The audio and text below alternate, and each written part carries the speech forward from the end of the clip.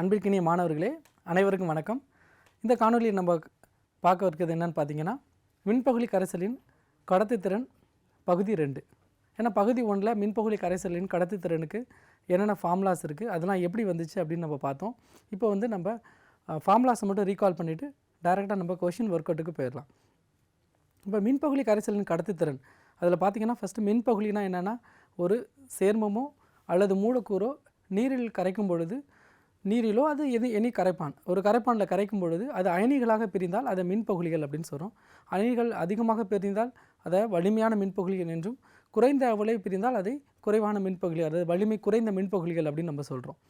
அதான் மின்பகுளிகள். அடுத்து நம்ம மின்தடை. மின்தடைனா R is equal to 1/C conductance அப்படின்னு சொல்கிறோம். ஆரை வந்து நம்ம கண்டக்டன்ஸ் அப்படின்னு சொல்கிறோம்.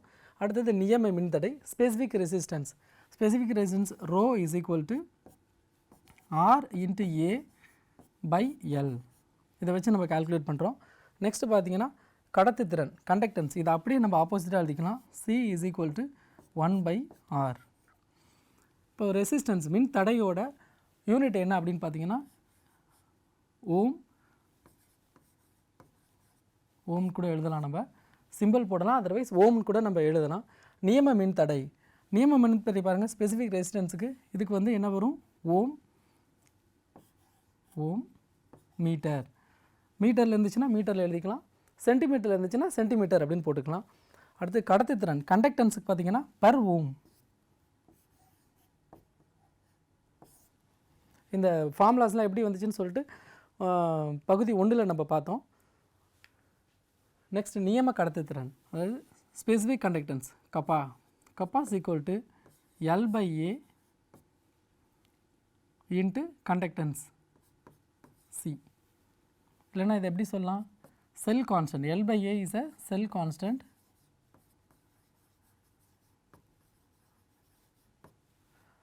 Into conductance.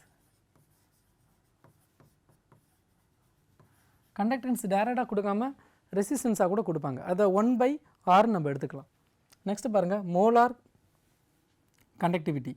மோலார் கண்டக்டன்ஸ் அப்படின்னா என்னென்னு பார்த்தீங்கன்னா, it's denoted as lambda m. lambda m is equal to kappa into 10⁻³ +3 அப்படின்னு நம்ம போன வீடியோவில் பார்த்தோம். +3 அப்படின்னு போட்டிங்கன்னா அது சென்டிமீட்டரில் டினோட் பண்ணணும், divided by concentration in terms of molarity. இந்த 10⁻+3 சென்டிமீட்டரில் இருக்கும்பொழுது 10⁻+3 எழுதணும். இது கஃபாவோட யூனிட் சென்டிமீட்டரில் வந்துச்சுன்னா 10⁻+3, கஃபாவோட யூனிட் மீட்டரில் வந்துச்சுன்னா 10⁻−3. இதை நம்ம மறந்துடக்கூடாது. மாற்றி அப்ளை பண்ணோம்னா அப்புறம் டெசிமல் வைக்கும்பொழுது சம் தப்பாயிரும். அதுக்கப்புறம் கான்சன்ட்ரேஷனை பார்த்தீங்கன்னா மொலாரிட்டியில் இருக்கான்னு கன்ஃபார்ம் பண்ணிக்கணும், மோல் பர் லிட்டரில் இருக்கான்னு பார்த்துக்கணும். அடுத்தது சமான கடத்துத்திறன். சமான கடத்துத்திறன் பாருங்கள், லாம்டான் மட்டும் போட்டால் போதும், ஈக்குவலண்ட் அப்படின்னு நீங்கள் போட்டிங்கன்னா ரீகால் பண்ணுறதுக்கு ஈஸியாக இருக்கும். லாம்டா EQ, அதாவது ஈக்குவலண்ட் கண்டக்டன்ஸ் சேம் தான், kappa into 10⁻³ divided by concentration in terms of normality. நார்மாலிட்டியில் கான்சன்ட்ரேஷன் எக்ஸ்ப்ரெஸ் பண்ணணும். இங்கேயும் சேம் தான், சென்டிமீட்டர்னால் 10⁻³ எடுத்துக்கணும், மீட்டரில் இருந்துச்சுன்னா கஃபா யூனிட்டு 10⁻−3 எடுத்துக்கணும், கஃபாவோட யூனிட். இதை வச்சு தான் நம்ம 10⁻+3 -3 அப்படின்னு டிசைட் பண்ண போகிறோம். That's all about the formulas. நம்ம ரிமைனிங் கொஷின்ஸ்லாம் ஒர்க் அவுட் பண்ண ஸ்டார்ட் பண்ணலாம். ஃபர்ஸ்ட் கொஷின் பாருங்கள். At 25 degree molar conductance of 0.1 molar aqueous solution of ammonium hydroxide is 9.54 at infinite dilution. Its molar conductance is 238 per ohm per centimeter per mole. The degree of ionization of ammonium hydroxide at the same concentration and temperature. என்ன கேட்டிருக்காங்கன்னு பாருங்கள், இந்த degree of dissociation கேட்டிருக்காங்க. ஆக்சுவலாக இது வந்து பார்த்திங்கன்னா ஆஸ்வால் டைலூஷன்லாம் நம்ம படிச்சிருப்போம். Degree of dissociation is denoted by alpha. Alpha is equal to molar conductance at any concentration divided by molar conductance at infinite dilution. அப்போ இங்கே மோலார் கண்டக்டன்ஸ் பாருங்கள், ஆக்சுவலாக இது வந்து சென்டிமீட்டர் ஸ்கொயர் வரணும். எஸ், மோலார் கண்டக்டன்ஸ் என்ன கான்சன்ட்ரேஷனில் கொடுத்துருக்காங்க, 0.1 கான்சன்ட்ரேஷனில் கொடுத்துருக்காங்க, 9.54. Divided by at infinite dilution. Infinite டைல்யூஷனாக என்ன அர்த்தம்? அளவில்லா நீர்த்தலில். அதில் என்ன கொடுத்துருக்காங்கன்னு பாருங்கள், 238. ரெண்டுக்குமே ஒரே யூனிட் தான், அதனால் கேன்சல் ஆயிரும். எக்ஸ்பிரஸ் எப்படி பண்ணியிருக்காங்கன்னு பாருங்கள், 4 ஆப்ஷனில் பர்சன்டேஜில் சொல்லியிருக்காங்க. அப்போ நீங்கள் என்ன பண்ணிக்கலாம், இன்ட்டு 100 மல்டிபிள் பண்ணால் தான் பர்சன்டேஜில் கிடைக்கும். ஆக்சுவலாக ஆல்ஃபாவோட வேல்யூ பார்த்தீங்கன்னா molar conductance divided by molar conductance at infinite dilution. But பர்சன்டேஜில் இருக்கிறதுனால இன்ட்டு 100 நம்ம போட்டுக்கிறோம். இதை சிம்பிளிஃபை பண்ணுறதுக்கு பாருங்கள், பர்சன்டேஜ் எல்லாமே நல்ல வேரியேஷன் இருக்குது. 2, 20, 4, 40 அப்படின்னு வேரியேஷனில் இருக்குது. அதனால் நீங்கள் என்ன பண்ணிக்கலாம்னா இதை ரவுண்ட் அப் பண்ணிக்கலாம். மேலே இருக்கிறத பாருங்கள் 9.5ல் இருக்குது, 10ன்னு எடுத்துக்கலாம். டிவைடட் பை கீழே பாருங்கள் 238 இருக்குது, 215 எடுத்துக்கலாம். கேன்சல் பண்ணுறதுக்கு நமக்கு ஈஸியாக இருக்கும். இன்ட்டு 100. எப்போ இது மாதிரி எடுத்துக்கலாம் அப்படின்னு பார்த்தீங்கன்னா 4 ஆப்ஷன்லேயும் நல்ல வேரியேஷன் இருக்குது அப்படின்னா இது மாதிரி நீங்கள் ரவுண்ட் அப் பண்ணி எடுத்துக்கலாம். 0 கேன்சல் பண்ணிடலாம். Divided by 100/25. ஸோ 425, 4%. ஆப்ஷன் பாருங்கள், A 2%, B 20%, C 4.008%, D 40%. அப்போ தேர்ட் ஆப்ஷன் பாருங்கள், அப்படியே நமக்கு மர்ஜ் ஆகுது 4%. நம்ம இதை ரவுண்ட் ஆஃப் பண்ணாமல் இருந்தோம்னா எக்ஸாக்டாக நமக்கு 4.008% வந்திருக்கும். ஸோ நமக்கு 4% வந்திருக்கு. Option 3 is correct. All India pre medical டெஸ்ட்டில் கேட்டிருக்காங்க, ரொம்ப simple question. Degree of dissociation, அதாவது அயனைசேஷன் கான்ஸ்டன்ட் பார்த்தீங்கன்னா alpha equal to molar conductance divide by molar conductance at infinite dilution. Yes, option 3 is correct. அடுத்த question போகலாம். Next question பாருங்கள், a conductivity cell has cell constant கொடுத்துட்டாங்க. cell constant, this cell when filled with 0.01 molar NaCl solution has a resistance of 384 ohms at 25 degree centigrade. Calculate the equivalent conductance of the given solution. equivalent conductance னா சமான கடத்துத்திறன் நம்மள்ட்ட கேட்குறாங்க. equivalent conductance lambda equivalent conductance equal to kapha into 10⁻³ போடணுமா -3 போடணுமான்னு எப்படி நம்ம decide பண்ணணும்? இந்த யூனிட்டை வச்சு தான் நம்ம டிசைட் பண்ண போகிறோம். சென்டிமீட்டர் பர் சென்டிமீட்டர் அப்படின்னு பார்த்தீங்கன்னா சென்டிமீட்டர்னால் எவ்வளோ போடணும்? 10⁻³ divided by concentration C in terms of normality. But நமக்கு என்ன கொடுத்துருக்காங்கன்னு பாருங்கள், மொலாரிட்டியில் கொடுத்துருக்காங்க, மோல் பர் லிட்டரில் கொடுத்துருக்காங்க. சோடியம் குளோரைடு இஸ் 1:1, அதனால் மொலாரிட்டியும் நார்மாலிட்டியும் ஈக்குவல் தான். நீங்கள் என்ன எடுத்துக்கலாம், கொடுத்துருக்க வேல்யூவை அப்படியே எடுத்துக்கலாம். சப்போஸ் வேறு இருந்துச்சுன்னா அதை ஈக்குவலண்ட் நார்மாலிட்டிக்கு நீங்கள் மாற்றிட்டு தான் ஒர்க் அவுட் பண்ணணும். பாருங்கள், what is the cell constant இங்கே கொடுத்துருக்காங்க. செல் கான்ஸ்டன்ட்டை வச்சு தான் நம்ம கஃபா கண்டுபிடிக்கணும். Kappa equal to cell constant, that means L/A into conductance. Conductance எப்படி கொடுத்துருக்காங்கன்னு பாருங்கள், ரெசிஸ்டன்ஸில் கொடுத்துருக்காங்க 1/R which is equal to 0.5 into 1/384. 0.5 divided by 384. இதை நம்ம சிம்பிளிஃபை பண்ண வேணாம், அப்படியே நம்ம அடுத்து அப்ளை பண்ண தான் போகிறோம். எடுத்துகிட்டு நம்ம அப்படியே ஃபார்முலாவுக்கு போயிடுவோம். The equivalent conductance equal to kappa நம்ம என்ன கண்டுபிடிச்சிருக்கோம்? 0.5 divided by 384 into 10⁻³ divided by concentration பாருங்கள் 0.01. மேலே நீங்கள் மல்டிபிள் பண்ணிங்கன்னா என்ன வரும்? 0.5 இன்ட்டு 5 இன்ட்டு 10⁻³ 5 இன்ட்டு 1000 5000 எழுதலாம். 0.5 இருக்குது, ஸோ 500 டிவைடட் பை இங்கே மல்டிபிள் பண்ணிங்கன்னா என்ன வரும்னு பாருங்கள் 3.84. மேலே கீழே 10ஆல் மல்டிபிள் பண்ணுறோம் 38.4. ஏன் மேலேயும் கீழே 10ஆல் மல்டிபிள் பண்ணுறோன்னா அட்லீஸ்ட் ஒரு பாயிண்ட் டெசிமல் நம்ம வந்து அப்ராக்சிமேட் பண்ணிக்கலாம். இப்போ பாருங்கள் 38.4 இருக்குது, 0.4 நீங்கள் விட்டுடலாம், கொஞ்சம் கேன்சல் பண்ணுறதுக்கு ஈஸியாக இருக்கும். கேன்சல் பண்ணிங்கன்னா என்ன வரும்னு பாருங்கள், 0.4 நீங்கள் ரிமூவ் பண்ணிட்டீங்கன்னா 5000 டிவைடட் பை 38 இருக்குது, 2 டேபிளால் கேன்சல் பண்ணலாம்.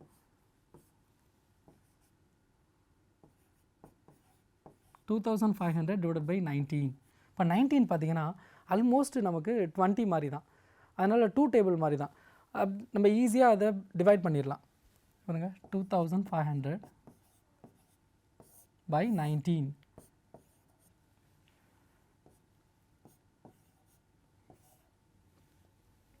60. 20 இருந்துச்சுன்னா 3 டைம்ஸ் போகும். 7 5 டிவைடட் பை 3, இன்னொரு 0 கொண்டு வரோம். 20 இருந்துச்சுன்னா எவ்வளோ போகும்னு பாருங்கள். இந்த ஒரு டிஜிட்டை வச்சுட்டே நம்ம ஆப்ஷனை கன்ஃபார்ம் பண்ணிடலாம். 1 டைம் 19, ஏன்னா 2 டைம்ஸ் எடுத்திங்கன்னா 40 போயிடும். 1 டைம்லேயே முடிச்சு 131 ஈக்குவல் டு 131. ஈக்குவலன்ட் கண்டக்டன்ஸ்னால நம்ம என்ன சொல்லிக்கலாம், per ohm per metre per equivalent weight அப்படின்னு சொல்லிக்கலாம். 131 இஸ் நியர் டு 130.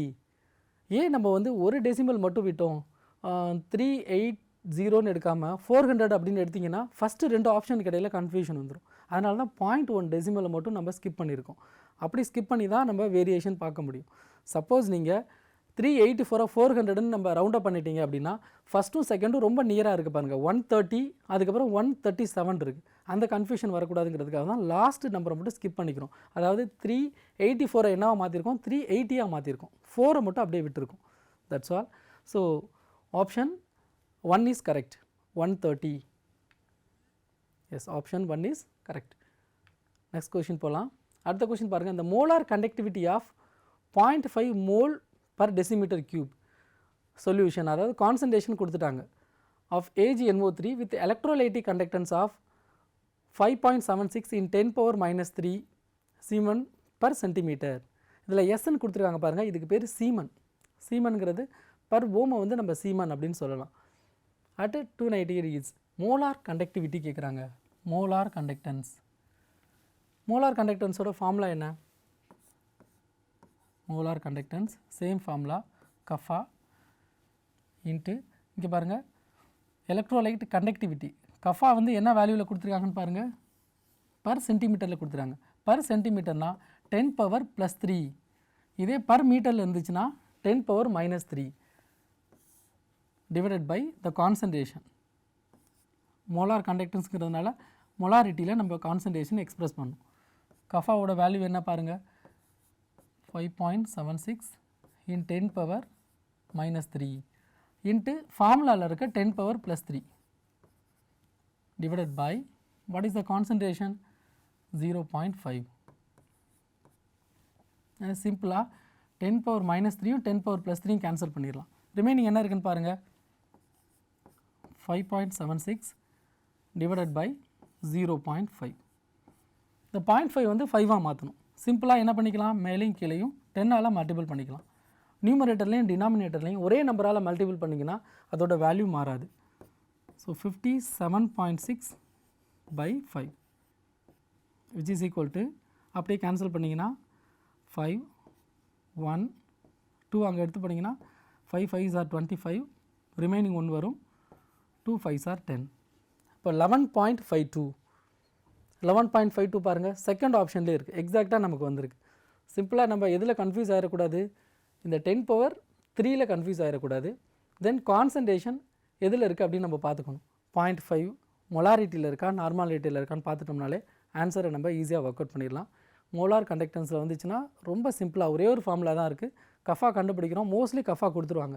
சப்போஸ் கஃபா கொடுக்கலன்னா கஃபா வந்து கண்டுபிடிக்கிற மாதிரி இருக்கும். எதுலேருந்து கண்டுபிடிக்கலாம், செல் கான்ஸ்டன்ட் இன்ட்டு கண்டக்டன்ஸ், அதுலேருந்து கண்டுபிடிக்கிற மாதிரி இருக்கும். So option B is correct, 11.52. Next question போகலாம். 9th கொஸ்டின் பாருங்கள்.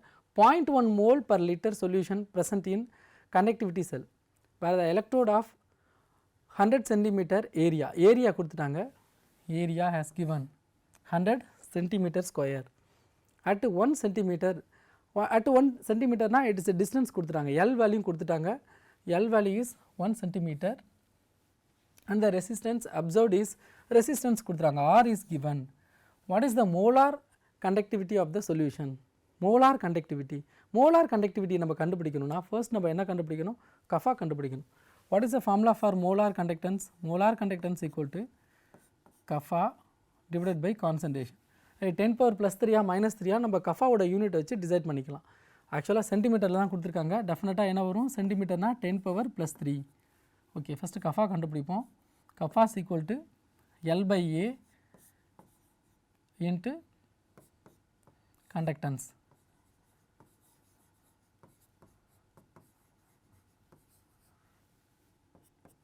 A is a cross sectional area. L value கொடுத்திருக்காங்க 1 cm divided by A area கொடுத்திருக்காங்க பாருங்க 100 cm 100 cm square. Conductance இன்டைரக்டாக கொடுத்திருக்காங்க பாருங்க ரெசிஸ்டன்ஸில் கொடுத்துட்டாங்க. அப்போ என்ன எழுதிக்கலாம்? 1 divided by 5 into 10 power 3 resistance. So kappa value நமக்கு தெரிஞ்சிருச்சு. இதெல்லாம் ஒர்க் அவுட் பண்ணோம்னா என்ன வரும்? இங்கே ஒரு 10 பவர் 2 இருக்குது, இங்கே 10 பவர் 3 இருக்குது. அதை ரெண்டையும் மேலே எடுத்துகிட்டு பண்ணிங்கன்னா 10 பவர் மைனஸ் 5 டிவைடட் பை 5. இதை எடுத்துகிட்டு வந்து நம்ம இங்கே அப்ளை பண்ணுறோம். கஃபா வேல்யூ கண்டுபிடிச்சாச்சு. 10 power minus 5 divided by 5 into concentration. What is a concentration? 0.1 mole per litre. Mole per லிட்டர்னு கொடுத்ததுனால it is considered as a molarity, RITY, molarity 0.1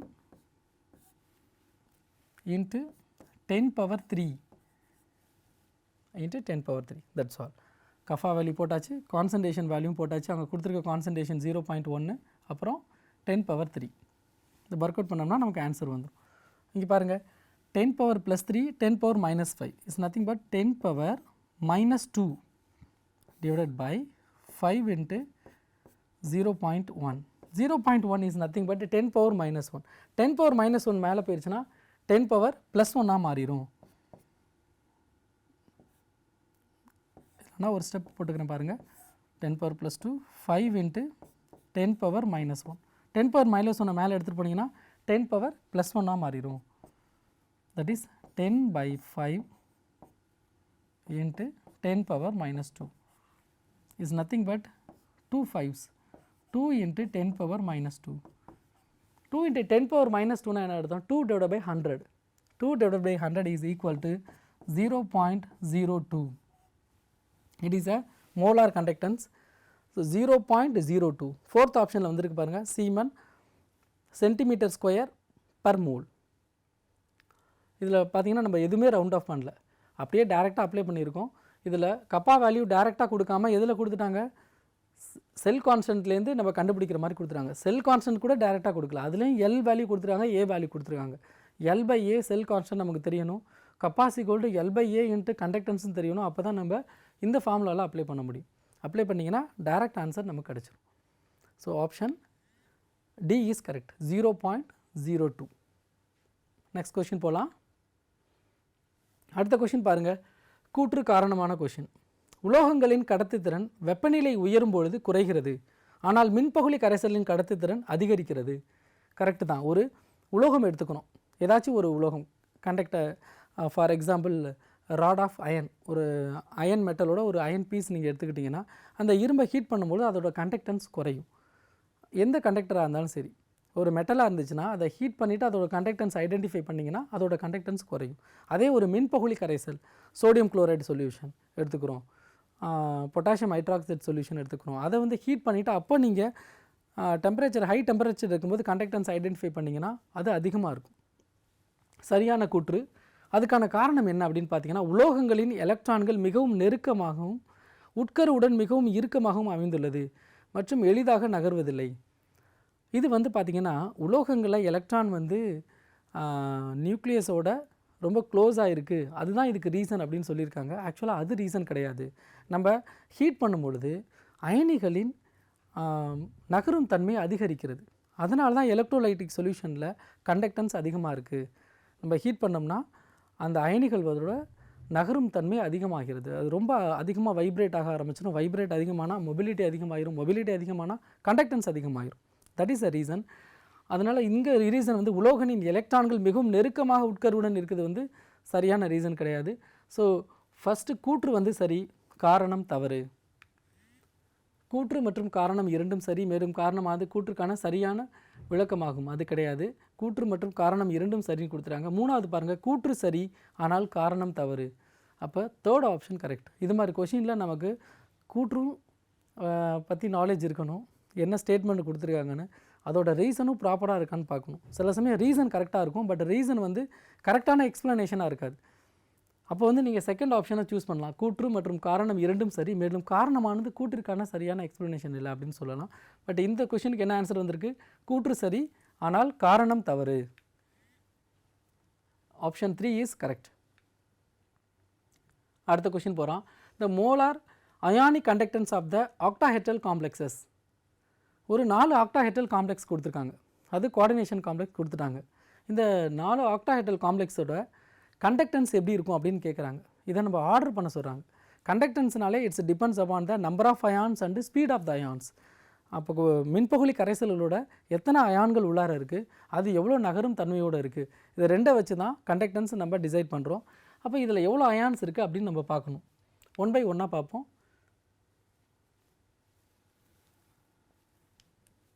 first பாருங்கள், இதை வந்து பாருங்கள், டைரெக்டாக நம்ம கோஆர்டினேஷன் மாதிரி அந்த ஃபார்மில் எழுதாமல் PTCl4 5 அமோனியா அப்படின்னு கொடுத்துருக்காங்க. அப்படின்னா நம்மளாம் என்ன பண்ணிக்கணும், கோஆர்டினேஷன் காம்பவுண்ட் ஃபார்மில் எழுதிக்கணும். ஒரு அணைவு சேர்மம் எப்படி இருக்கும் அப்படின்னு பார்த்தீங்கன்னா, இது வந்து மோஸ்ட்லி 4 லிகான்ஸ் அதர்வைஸ் 6 லிகான்ஸாக இருக்கும். இதில் பார்த்தீங்கன்னா நமக்கு மேக்ஸிமம் 6 லிகான்ஸ் வர மாதிரி கொடுத்துருக்காங்க. அப்போ 6 லிகான்ஸ் வர மாதிரி எழுதிக்கணும். ஃபஸ்ட்டு ஒன்று எழுதுகிறேன், PT அமோனியா எத்தனை இருக்குன்னு பாருங்கள், 5 இருக்குது. So we need one more ligand. இன்னும் ஒரே ஒரு லிகாண்ட் கிடைச்சா போதும். குளோரின் ஒன்றே ஒன்று எடுத்துக்குவோம், ரிமைனிங் எல்லாத்தையும் எடுத்து நம்ம ஸ்கொயர் ப்ராக்கெட்டுக்கு வெளியே எழுதிடும். So this is the correct coordination compound for this molecular formula. இந்த மாலிகுலர் ஃபார்முலா மட்டும் தான் கொடுத்துருக்காங்க, இதை நீங்கள் கோஆர்டினேஷன் ஃபார்முக்கு எழுதிக்கணும். அப்போ இது எழுதும்போது பாருங்கள், காம்பவுண்ட் 2 எழுதும்பொழுது பிளாட்டினம் அமோனியா 4 தான் இருக்குது. அப்போ ஹெக்ஸானா நமக்கு we need 2 more ligand, 2 ligand குளோரின்லேருந்து எடுத்துக்கிறோம். அப்போ ரிமைனிங் எவ்வளோ இருக்கும் அப்படின்னு பார்த்தீங்கன்னா 2 தான் வெளியே இருக்கும், 2 குளோரின்ஸ். நெக்ஸ்ட் பாருங்கள், தேர்ட் காம்ப்ளெக்ஸ் எப்படி எழுதுவோன்னு, பிளாட்டினம்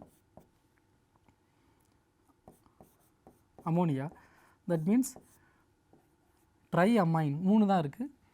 அப்போ 3 குளோரின் லிகாண்ட் வேணும், குளோரைட் லிகாண்டை நம்ம எடுத்துக்கிறோம்.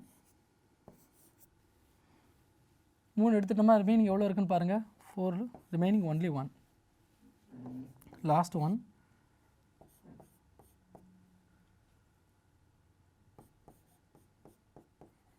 அமைன் லிகாண்ட் எத்தனை இருக்குது, 2 தான் இருக்குது.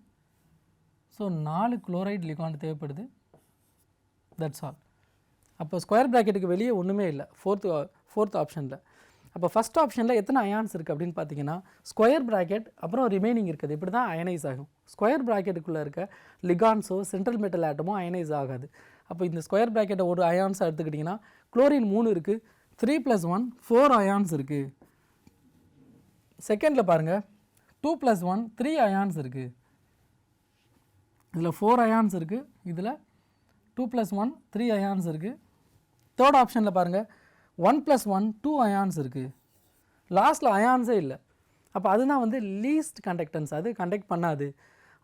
அப்போ நம்ம ஆர்டர் அரேஞ்ச் பண்ணும்போது பாருங்கள், ஃபஸ்ட்டு என்ன அரேஞ்ச் பண்ணணும், இருக்கிறதுலே லீஸ்ட் கண்டக்டன்ஸ். ஏன்னா இன்க்ரீசிங் ஆர்டரில் எழுதியிருக்காங்க. லீஸ்ட் கண்டக்டன்ஸ்னால் அயான்ஸே இல்லாததை ஃபஸ்ட்டு எழுதுகிறோம். அதுக்கப்புறம் 2 அயான்ஸ் இருக்குது, தேர்ட் ஆப்ஷன். அதுக்கப்புறம் 3 அயான்ஸ் இருக்குது, செகண்ட் ஆப்ஷன். லாஸ்ட்டாக 4 அயான்ஸ் இருக்குது, first option. So option B is correct.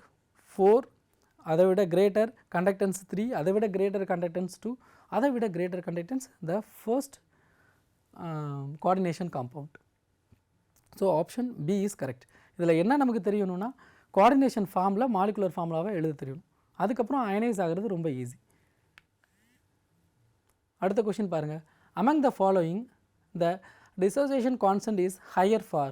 எது வந்து அதிகமாக அயனைஸ் ஆகும் அப்படின்னு கேட்குறாங்க. டிசோசியேஷன் கான்ஸ்டன்ட் பார்த்தீங்கன்னா, ஃபஸ்ட்டு எது ஈஸியாக டிசோசியேட் ஆகும்னா, strong acid, strong base and salt. இதுதான் ஃபஸ்ட் எடுத்தோடனே நம்ம ஸ்ட்ராங் எலக்ட்ரோலைட்ஸ் அப்படின்னு பார்த்தோம். They will ionise completely. அதுக்கு தான் என்ன ஆகும், கம்ப்ளீட்டாக அயனைஸ் ஆகும். அப்போ கொடுத்துருக்கிறதுல ஃபஸ்ட்டு ஒன் பார்த்தீங்கன்னா it's belongs to phenol, weak acid. Second one is alcohol. Alcohol வந்து very poor ionisation. Next one is salt, ammonium chloride, methyl ammonium chloride.